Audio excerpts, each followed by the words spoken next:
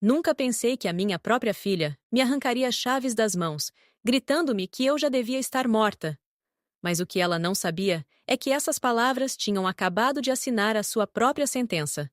Chamo-me Emília Vasques Moreira, tenho 65 anos, e até a terça-feira, 15 de outubro de 2024, acreditava que conhecia bem a minha filha, Diana. Nessa tarde, enquanto admirava o meu Peugeot 2008 novo na garagem da minha casa em Campo de Ourique, em Lisboa, nunca poderia imaginar que os 5 minutos seguintes destruiriam para sempre a imagem que eu tinha da minha única filha. Tinha comprado aquele carro depois de muitos meses de poupança. Desde que o meu marido, Henrique, faleceu há 3 anos, decidi permitir-me alguns pequenos luxos que sempre tinha adiado. Aos 65 anos, reformada do meu trabalho como supervisora numa empresa de construção civil, finalmente podia desfrutar de certas comodidades sem sentir culpa. Eram 4h30 da tarde, quando ouvi a porta principal bater com violência. A Diana tinha chegado. Mas não como das outras vezes. Os seus passos ecoavam pela casa com uma raiva que me deixou logo em alerta. Não era normal nela. "Mãe, onde estás?" gritou desde o corredor. "Aqui na garagem." Respondi, pensando que talvez tivesse tido um dia difícil no trabalho. A Diana trabalhava como gestora de marketing digital numa empresa em Santos. Sempre andava estressada com prazos, clientes e metas impossíveis. Quando apareceu à porta da garagem, o seu rosto estava completamente vermelho de fúria. Os olhos, que herdara do pai, normalmente serenos, ardiam com uma raiva que eu nunca tinha visto antes. Trazia a camisa branca amarrotada, a maquilhagem borrada e o cabelo preso de qualquer maneira, como se tivesse atravessado uma tempestade. "O que é isto?" perguntou, apontando agressivamente para o Peugeot prateado. "O meu carro novo?" respondi com naturalidade, sem entender ainda o motivo daquela irritação. "Comprei-o na semana passada. Gostas?" Ela soltou um riso sarcástico. "O teu carro novo. E com que dinheiro, se é que posso saber?" A pergunta deixou-me desconcertada. "Com o meu dinheiro, Diana. Com as minhas poupanças." "As tuas poupanças?" explodiu. "Mãe, tens 65 anos. Esse dinheiro devia ser para nós, para a tua família." "Diana, não percebo o que te passa pela cabeça. É o meu dinheiro e posso gastá-lo como quiser." Foi então que aconteceu o impensável. A minha filha aproximou-se de mim com passos agressivos e arrancou-me as chaves do carro diretamente das mãos. O metal frio roçou-me os dedos quando ela as arrancou com violência. "Chega dos teus caprichos de velha senil!" gritou, agitando as chaves diante da minha cara. "Já devias estar morta, velha inútil que só atrapalha." As palavras cravaram-se no meu peito como facas afiadas.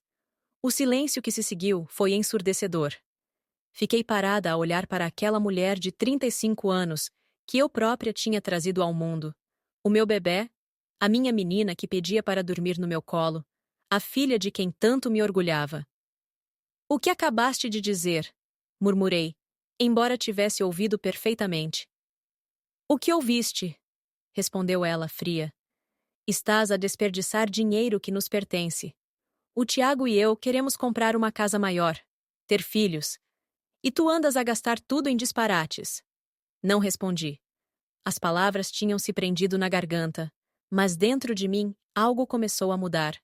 Algo frio, metódico, que eu nunca tinha sentido antes. Enquanto ela continuava a gritar sobre o meu egoísmo e a minha idade, eu mentalmente gravei aquele momento. A data, a hora, o tom, a expressão de desprezo. Sem dizer nada, caminhei até a minha secretária no canto da garagem e tirei a fatura do carro da gaveta.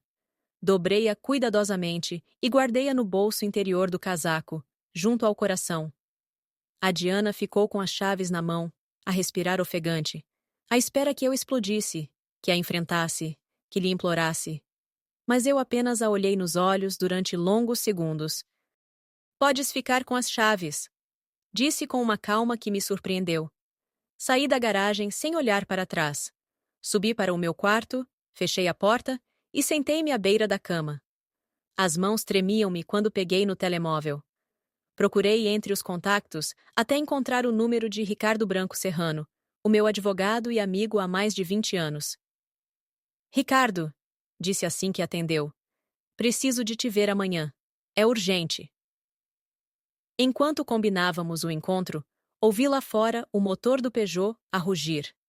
A Diana arrancava furiosamente da garagem, desaparecendo pela rua abaixo. Mas as suas palavras continuavam a ecoar na minha cabeça como um feitiço amaldiçoado. Já devias estar morta, velha inútil. Essa noite não preguei olho. Revivi cada segundo do que se tinha passado. Mas, sobretudo, lembrei-me de algo importante. O apartamento onde a Diana vivia com o Tiago, há 6 anos, ainda estava em meu nome. Durante a madrugada de 16 de outubro, o tempo parecia correr devagar, como se o próprio universo me estivesse a dar tempo para pensar. Levantei-me às 5, preparei um café e sentei-me no meu sofá de pele castanha, aquele que o Henrique me oferecera nos meus 50 anos.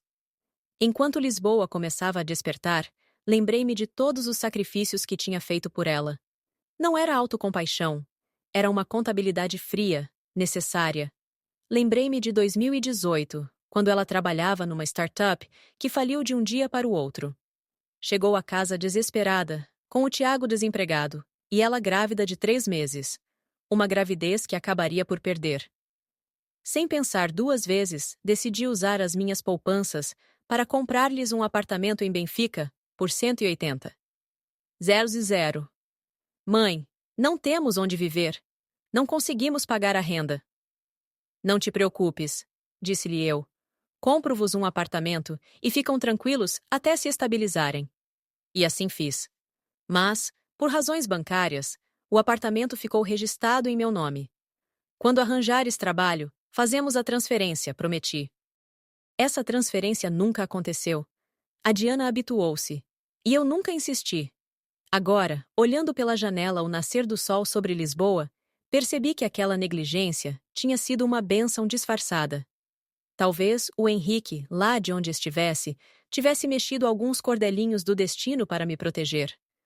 Abri o meu tablet e entrei na conta bancária. Tinha dinheiro suficiente para viver confortavelmente os próximos 20 anos, e ainda mais se vendesse o apartamento de Benfica. A ideia começou a germinar dentro de mim, serena e perigosa, como uma semente em solo fértil. Às 7 da manhã, liguei ao Ricardo. Confirmamos a reunião às 10? Sim, Emília. E leva comigo os documentos do apartamento da rua Silva Porto. Chegou a hora de fazer algumas mudanças na minha vida. Desliguei, fui tomar banho e vesti o meu fato azul marinho, aquele que o Henrique dizia que me fazia parecer uma embaixadora.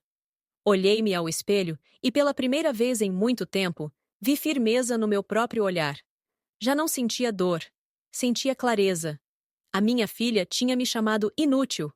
Muito bem. Estava na altura de lhe mostrar o que uma velha inútil era capaz de fazer quando deixava de ser condescendente. Às 9h45, cheguei ao escritório do Ricardo, na Avenida da Liberdade. O edifício era moderno, com janelas altas e chão de mármore. A sua secretária, Cristina Moreira, recebeu-me com um sorriso educado. Dona Emília, o doutor Branco já a espera. O Ricardo levantou-se quando entrei.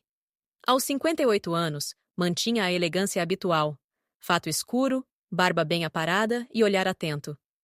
Emília, fico feliz por te ver, embora perceba que algo grave aconteceu. Sentei-me diante dele e contei-lhe tudo, palavra por palavra. Durante 15 minutos, ele ouviu em silêncio, apenas tomando notas no bloco amarelo. Quando terminei, pousou a caneta e disse calmamente: Compreendo-te perfeitamente. Agora vamos falar de leis. Abriu uma pasta e espalhou documentos sobre a mesa. Aqui está a escritura de compra e venda do apartamento da rua Silva Porto, em Benfica. Tu és a única proprietária. Não há contratos de arrendamento, nem doações, nem qualquer direito de uso. Legalmente, a tua filha é apenas uma ocupante. Não tem qualquer título sobre o imóvel. Suspirei devagar. E o que posso fazer? Iniciar um processo de despejo por ocupação precária. Ou, se preferires, vender o imóvel diretamente. És livre de dispor do bem como quiseres. A palavra vender ecoou dentro de mim como um sino. Posso vendê-lo sem o consentimento da Diana? Claro que sim, mas por lei, deves notificá-la primeiro, 30 dias antes da venda. O Ricardo recostou-se na cadeira e olhou-me com seriedade. Emília, sei que é doloroso, mas se ela te desejou a morte, então esta relação já morreu. Agora trata-se de proteger a tua dignidade. Assenti. Tinha razão. A relação mãe-filha já não existia. Restava apenas uma verdade fria e administrativa. Então procedamos metodicamente, concluiu ele. Autorizas-me a pedir a avaliação do imóvel e preparar a notificação de desocupação? Sim. Quero tudo pronto ainda esta semana. Ricardo sorriu de leve, admirado com a minha determinação. Sabes, Emília, às vezes é preciso perder a paciência para recuperar o respeito. Sorri também. E às vezes é preciso perder um filho para se voltar a encontrar a si própria. O 16 de outubro amanheceu com o céu coberto de nuvens espessas e um vento úmido que soprava do Tejo, trazendo consigo o cheiro salgado da cidade. Acordei cedo, ainda sem ter dormido verdadeiramente. Os meus pensamentos giravam em torno da mesma frase. Já devias estar morta. Palavras proferidas pela minha própria filha. Por vezes, perguntava-me se tinha ouvido bem, mas a lembrança do olhar dela, frio e vazio, não deixava dúvidas. Depois de tomar um café forte e vestir um casaco de lã cinzento, saí de casa rumo ao escritório do Ricardo, determinado a não me deixar dominar pela emoção. Já não havia espaço para lágrimas. Quando cheguei à Avenida da Liberdade, o trânsito matinal era um caos de buzinas e pressa. Lisboa nunca parava. E, de certa forma, isso confortava-me. A cidade seguia em frente, indiferente ao sofrimento individual, como devia ser. No escritório, o Ricardo recebeu-me com a habitual elegância. Senta-te, Emília. Hoje começamos o processo. À sua direita, uma mulher que eu ainda não conhecia, levantou-se para me cumprimentar. Sou a doutora Clara Delgado, especialista em direito imobiliário. O seu aperto de mão era firme, a voz suave, mas incisiva. Já analisei o caso. A senhora é proprietária legítima. O apartamento foi pago integralmente com os seus fundos e nunca houve cessão formal. Portanto, podemos agir com segurança. A Clara abriu uma pasta azul e mostrou-me um plano detalhado, com prazos e etapas legais. Primeiro, enviamos a notificação de desocupação, via carta registrada com aviso de recessão e, paralelamente, através de um solicitador. Depois, pedimos uma avaliação oficial do imóvel. Finalmente, podemos colocá-lo à venda. Assenti, tentando manter a compostura. E quanto tempo demora tudo isto? 30 dias para a notificação, mais cerca de 60 até a escritura, se a venda correr sem obstáculos. Suspirei. 60 dias. 2 meses para desatar o nó que levei uma vida inteira a criar. Depois da reunião, fui almoçar sozinha ao Café Nicola, no Rocio, um dos meus lugares preferidos desde jovem. Pedi o habitual: sopa de legumes, bacalhau à Brás e um café curto. Mas o gosto parecia distante. A cabeça não parava de rodar em torno da mesma questão. Como chegamos aqui? Recordei-me da primeira vez que a Diana me chamou mãe. Tinha apenas 1 ano e meio, com o cabelo loiro em caracóis finos e olhos curiosos. Eu estava a preparar papas no fogão, e ela, no seu cadeirão, repetia: Mamã! Mamã! Aquela voz ainda me soava nos ouvidos. E pensar que 34 anos depois, da mesma boca saíra um desejo de morte. À tarde, sentei-me na varanda do meu apartamento de Campo de Ourique. O bairro, com as suas ruas arborizadas e prédios antigos, parecia o mesmo de sempre. Mas dentro de mim tudo mudara. Peguei num bloco de notas e comecei a escrever. Era algo que o Henrique costumava fazer. Dizia que escrever organizava o coração. Na primeira página, escrevi apenas Plano de libertação. E comecei a listar o que precisava de fazer. Organizar documentos do apartamento. Ligar ao banco para verificar fundos. Contratar avaliador. Não recuar. Aconteça o que acontecer. No dia seguinte, o Ricardo ligou-me logo de manhã. Emília, já enviei o pedido de avaliação. A perita virá amanhã às 11 horas. Excelente. Fechei o telemóvel e olhei à volta da casa. Durante anos, aquele espaço tinha sido o meu refúgio e o meu cárcere. As fotografias de família, as cortinas que a Helene, minha amiga e costureira, me ajudara a escolher. As flores secas que a Diana deixara num vaso quando ainda me visitava com carinho. Passei o resto do dia a arrumar papéis, a queimar velhas cartas, a libertar gavetas de memórias inúteis. Às vezes chorava. Mas era um choro sereno, o tipo de lágrimas que purificam, não as que destroem. 18 de outubro. A perita chegou pontualmente. Chamava-se Isabel Moura, uma mulher prática, sem tempo para sentimentalismos. Tirou medidas, fotografou cada divisão e fez perguntas secas. O apartamento é de 2018, correto? Reformado em 2021? Muito bem. Anotava tudo com eficiência. Antes de sair, disse-me: com o mercado atual, o valor ronda os 205 mil euros.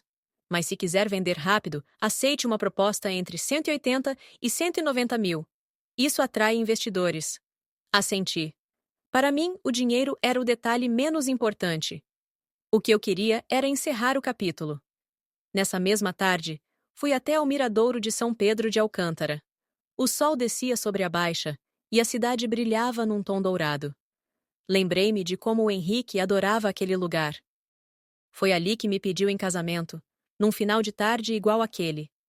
O vento era frio, mas o coração estava tranquilo. Não é vingança, é sobrevivência, repeti em voz baixa. 20 de outubro. Recebi uma chamada inesperada da minha irmã, Amparo, que vivia em Sintra. Emília, ouvi dizer que a Diana anda alterada. O que se passa? Contei-lhe tudo, sem floreados. Ela ficou em silêncio alguns segundos. Não acredito. A Diana sempre foi boa rapariga. Mas também sempre se aproveitou de ti, mana. Tu davas-lhe tudo, sem ela precisar de pedir. Eu achava que era amor. Era amor, sim, mas também medo. Medo de a perder. E agora, pagas o preço. Essas palavras doeram, mas eram verdade. Durante toda a vida temi que a minha filha se afastasse se eu dissesse não. E por ironia, foi quando comecei a dizer basta, que ela realmente se afastou. No dia 22, o Ricardo telefonou-me novamente. A notificação foi entregue em mão, conforme manda a lei. A Diana assinou o aviso de recessão. Agora começa a contagem dos 30 dias. Fiquei imóvel, a olhar pela janela. A rua estava silenciosa, apenas o som distante de um elétrico a passar. 30 dias. 1 mês para ela sair. 1 mês para eu renascer. Durante os dias seguintes, tentei viver com alguma normalidade. Fazia as compras na mercearia da De Rosa, conversava com os vizinhos, lia os jornais. Mas a cada toque do telemóvel, o coração disparava. Esperava sempre que fosse a Diana. E finalmente ela ligou, a 25 de outubro. Mãe, recebi a tua carta. O que é isto? Vais mesmo pôr-me na rua? Não é uma decisão emocional, filha. É uma decisão necessária. Mas... onde é que queres que eu vá? O Tiago perdeu o emprego. Não temos dinheiro. Vocês tiveram 6 anos para se organizar. Eu dei-vos casa, dei-vos apoio. Agora dou-vos tempo para seguirem o vosso caminho. És cruel. És uma velha amarga. O pai nunca faria isto. O teu pai também não ouviria uma filha desejar a morte da própria mãe. Silêncio. Depois, o som abafado de choro. Desculpa, mãe. Eu estava zangada. Não devia ter dito aquilo. As palavras ficam, Diana. E às vezes, o perdão vem tarde demais. Desliguei. O silêncio que ficou pesava mais que o som da sua voz. No dia 26, recebi uma mensagem do Ricardo. Encontramos comprador potencial, senhor francês, de nome Jean-Pierre Dubois, residente em Cascais. Interessado na compra imediata. Quer visitar o apartamento amanhã. Aceitei. No dia seguinte, às 11 horas da manhã, o Jean-Pierre chegou acompanhado de uma mediadora da imobiliária Atlântica. Era um homem educado, na casa dos 60, de olhar sereno e fala pausada. Madame Moreira, o apartamento é perfeito. Ideal para investimento. Posso pagar a pronto 180 mil euros. A mediadora quase tremia de entusiasmo. Assinei o contrato de reserva sem hesitar. Quando o homem saiu, a casa pareceu-me mais vazia do que nunca. Mas era uma libertação. Cada divisão ecoava como um suspiro antigo que finalmente se desvanecia. Nessa noite, fui até ao cemitério dos prazeres. Levei flores brancas e sentei-me junto à campa do Henrique. Amor, a nossa menina perdeu-se. Mas não posso continuar a ser o porto onde ela vem quando destrói tudo. Tenho de me salvar antes que seja tarde. O vento sussurrava entre as árvores, e por um instante, juro que senti o toque da sua mão sobre a minha. Saí dali mais leve, decidida, com a alma limpa pela coragem silenciosa de quem finalmente escolhe a si mesma. O 27 de outubro amanheceu cinzento e frio. Lisboa parecia suspensa num daqueles domingos que cheiram a café e arrependimento. Passei a manhã a arrumar os últimos documentos da venda. O Ricardo confirmara que o comprador, Jean-Pierre Dubois, já transferira o sinal de 10.000 euros para a conta notarial. A escritura estava marcada para o 15 de novembro. Era estranho pensar que um ciclo inteiro da minha vida terminaria dentro de apenas 3 semanas. Por mais racional que tentasse ser, uma parte de mim sentia um nó no estômago. Não era tristeza. Era uma sensação agridoce de dever cumprido e perda irreversível. À hora de almoço, o telefone tocou. O nome da filha apareceu no ecrã. Diana. O coração acelerou, mas atendi com voz firme. Mãe, não podes fazer isto. O Tiago está desesperado. Não temos para onde ir. Diana, já tomaste a tua decisão quando me disseste o que disseste. Eu apenas estou a assumir as consequências. Mas nós somos família. As famílias constroem-se com respeito, não com insultos. Do outro lado, ouvi soluços. Depois, silêncio. E a seguir, a raiva a voltar. Queres que te diga uma coisa? Foste sempre assim, controladora.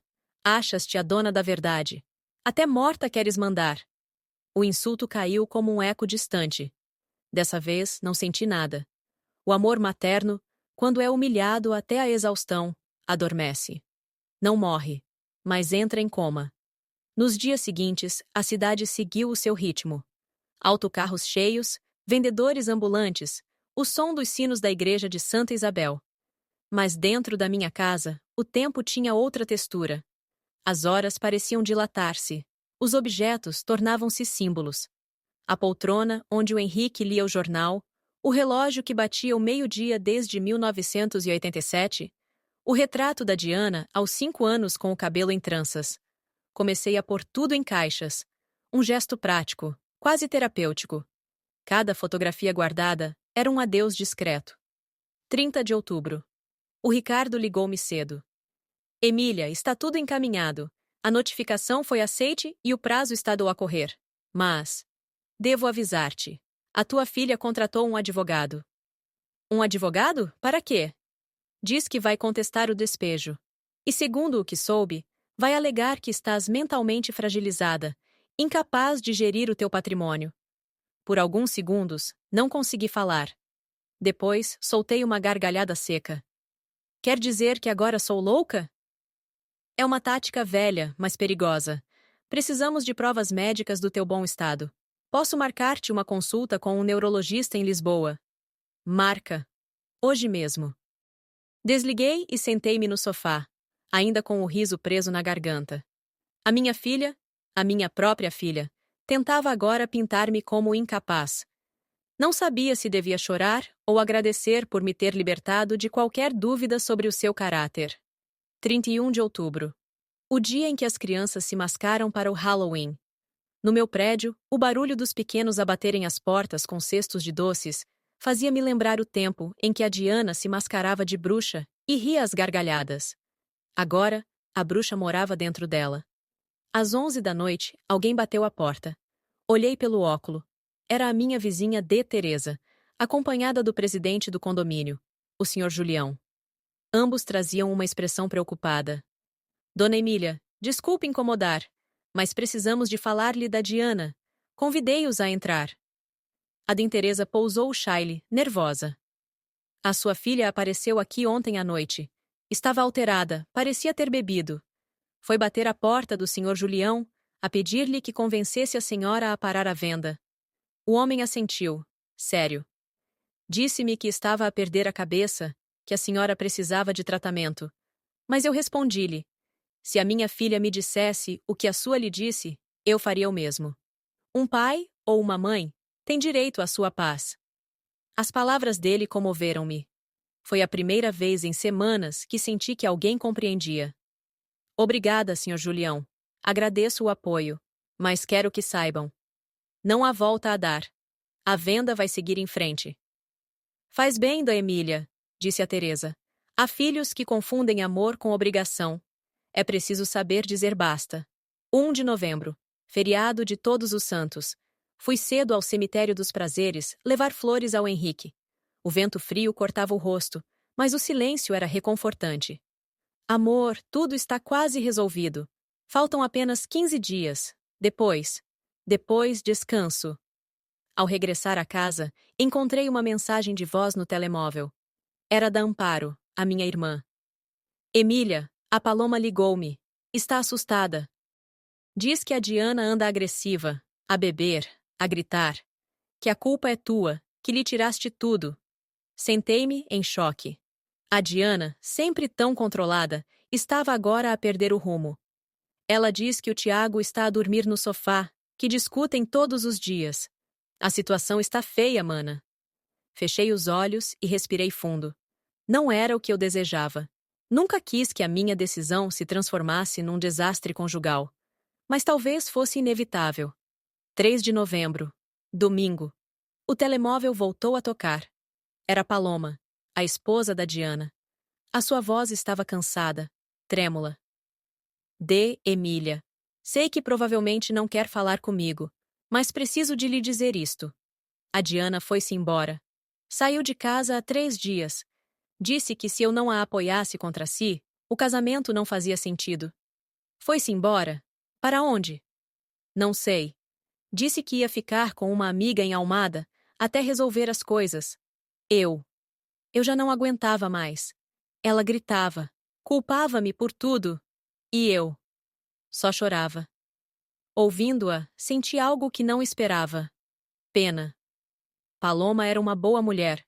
Tinha-me sempre tratado com respeito, mesmo quando a filha já me via apenas como uma carteira ambulante. Eu sei que a Diana lhe faltou ao respeito, e entendo a sua decisão. Mas, Donde Emília, o que aconteceu destruiu tudo. Ela perdeu o rumo. Cada um é responsável pelos seus atos, minha querida. Eu dei-lhe tudo. Agora dou-lhe apenas a lição que ela sempre evitou. Os dias seguintes passaram lentamente. O outono alastrava-se pelas ruas, cobrindo os passeios de folhas douradas. A cada manhã, eu sentia o corpo mais leve, como se a raiva e a dor tivessem começado a evaporar-se. 10 de novembro. Recebi um e-mail do Jean-Pierre Dubois.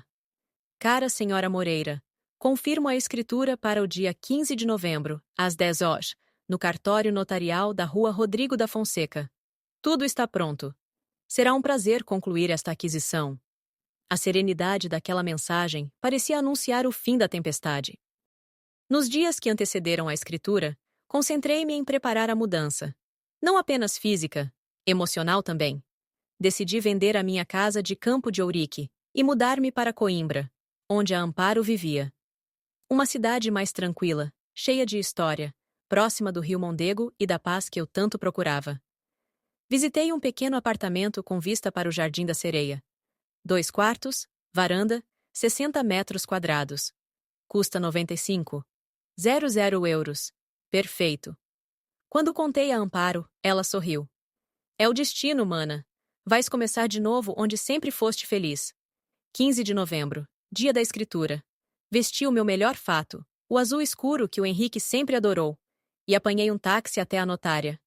O Jean-Pierre já me esperava, impecável como sempre. A notária, doutora Margarida Torres, leu cada cláusula com voz pausada.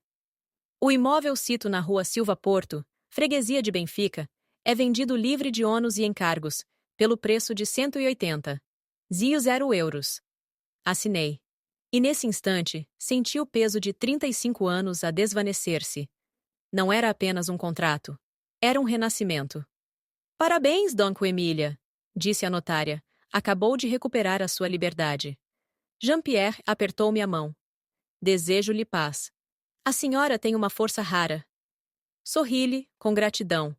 Saí do cartório e, pela primeira vez em muito tempo, respirei fundo. Como se o ar voltasse a ser meu. 16 de novembro. O telefone tocou cedo. Era a D. Teresa novamente. D. Emília, desculpe incomodar, mas a sua filha apareceu hoje no prédio de Benfica. Estava completamente descontrolada. Tentou entrar no apartamento. O novo dono chamou a polícia. Fechei os olhos.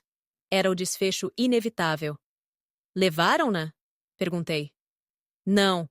Apenas a afastaram e explicaram que já não tinha direito algum. Mas disse algo. Que isto ainda não acabou. Senti um arrepio, mas não medo. Já nada podia ser pior do que as palavras que ela me dissera naquele dia na garagem. 20 de novembro. Instalada no meu novo lar em Coimbra, sentei-me na varanda a ver o pôr do sol sobre o Mondego. A Amparo trouxe-me uma garrafa de vinho tinto da região e um bolo de noz. Brindemos a tua nova vida, mana. A paz, respondi. E a dignidade. Tocamos os copos. E eu percebi, ali mesmo, que finalmente tinha encontrado aquilo que procurei a vida inteira. Respeito por mim própria. Hoje, aos 66 anos, vivo sozinha. Mas pela primeira vez em muitas décadas, vivo em paz. Não aquela paz artificial, feita de silêncios forçados e palavras engolidas, mas uma paz profunda, que nasce do coração reconciliado consigo mesmo. Uma paz conquistada, não oferecida. Acordo cedo, quase sempre antes do nascer do sol. Abro as janelas do meu pequeno apartamento em Coimbra e deixo que o ar frio da manhã entre e me desperte por completo. Há uma névoa leve sobre o rio Mondego, que parece flutuar preguiçosamente por entre as pontes e as árvores que ladeiam as margens. Vejo estudantes apressados, de mochila às costas, a correr para as aulas na universidade. E sorrio. Durante muito tempo, invejei a pressa dos outros. Hoje, aprendi a abençoar a lentidão. Depois de tomar o meu café, calço os sapatos castanhos de caminhada e saio para o Jardim da Sereia. As folhas caídas formam um tapete dourado, e o som dos meus passos mistura-se com o canto distante de um violino, tocado por um rapaz que costuma ensaiar junto à fonte. Cumprimento os vizinhos, quase todos idosos como eu, e trocamos palavras simples, mas sinceras. Chamam-me Dona Emília. E eu gosto disso. Gosto dessa formalidade afetuosa que ainda sobrevive nas cidades pequenas.